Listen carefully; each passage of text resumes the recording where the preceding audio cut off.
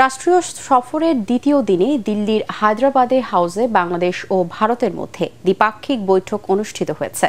শীর্ষ এই বৈঠকে নিজ নিজ দেশের নেতৃত্ব দেন প্রধানমন্ত্রী শেখ হাসিনা ও প্রধানমন্ত্রী নরেন্দ্র মোদী।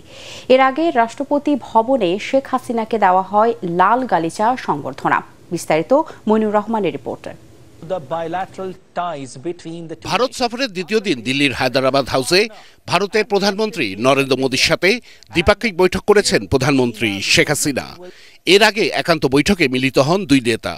পরে প্রধানমন্ত্রী শেখ হাসিনা ও প্রধানমন্ত্রী নরেন্দ্র মোদীর উপস্থিতিতে দুই দেশের মধ্যে পারস্পরিক সহযোগিতার ক্ষেত্রে সই হয় 10টি সমঝোতা স্মারক।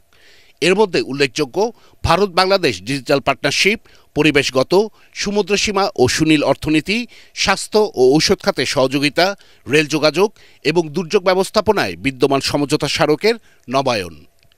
এদিকে সকালে রাষ্ট্রপতি ভবনে বাংলাদেশের সরকার প্রধানকে জানানো হয় লাল গালিচা সংবর্ধনা। সেখানে তাকে অভ্যর্থনা জানান প্রধানমন্ত্রী নরেন্দ্র মোদী। ট্রাম্পেটে বেজে ওঠে দুদেশের জাতীয় সঙ্গীত।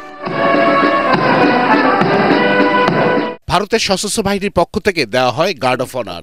গার্ড পরিদর্শন ও সালাম গ্রহণ করেন প্রধানমন্ত্রী শেখ হাসিনা। এর আগে দেশটির জাতির পিতা মহাত্মা গান্ধীর প্রতি শ্রদ্ধা জানাতে রাজঘাটে যান প্রধানমন্ত্রী। সেখানে মহাত্মা গান্ধীর সমাধিতে ফুল ছিটিয়ে তার প্রতি শ্রদ্ধা জানান তিনি। মনিউর রহমান, এটিএন বাংলা।